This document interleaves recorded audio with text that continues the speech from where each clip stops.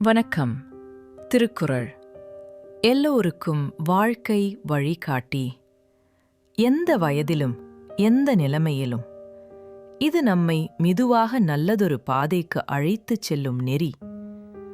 நாள் ஒன்றுக்கு 2 நிமிடம் மட்டும் கேளுங்கள். புரியாவிட்டாலும் பரவாயில்லை, நடைமுறைப்படுத்த முடியாவிட்டாலும் கவலையில்லை. கேளுங்கள், மெதுவாக உங்கள் மனதில் ஒரு மாற்றம் உருவாகும். கடினமான நேரங்களிலும் கூட அது உங்களை அமைதியாக தூக்கும். உங்கள் வருகைக்கு நன்றி. லைக் பண்ணுங்கள், சப்ஸ்கிரைப் பண்ணுங்கள். வாங்க, இன்று நம்ம திருக்குறளை தொடங்கலாம். இன்றைய குறள் அதிகாரம் 18, வெஃகாமை. குறள் எண் 178. வணக்கம். வெஃகாமை அதிகாரத்தின் 8வது குறள் இது. நாம் சேர்த்த செல்வம் குறையாமல் இருக்க வேண்டும், இன்னும் பெருக வேண்டும் என்பதுதான் நம் எல்லோருடைய விருப்பமும். அதற்காக நாம் என்னென்னவோ செய்கிறோம்.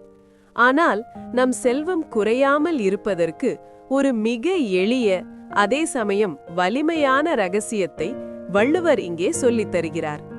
ஒரு காவலாளியைப் போல நம் செல்வத்தை பாதுகாக்கும் அந்த பண்பு எது?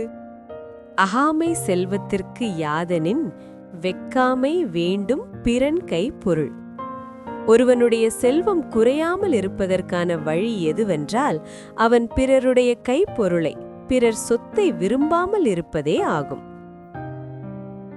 நிறைய பேர் அடுத்தவன் பொருளை சேர்த்தால்தான் நம் செல்வம் பெருகும் என்று தவறாக நினைக்கிறார்கள்.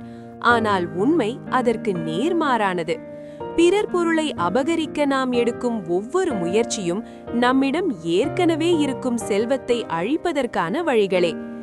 எனக்கு இது போதும், அடுத்தவன் சொத்து எனக்கு தேவையில்லை என்ற வைராகியமே நம் செல்வத்திற்கு பெரிய பாதுகாப்பு.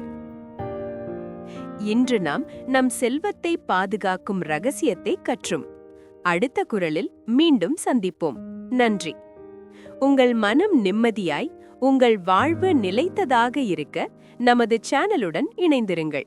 வீடியோ பிடித்திருந்தால் லைக் செய்யவும் மற்றும் புதிய ஞான கருத்துக்களை பெற சப்ஸ்கிரைப் செய்ய மறக்காதீர்கள்.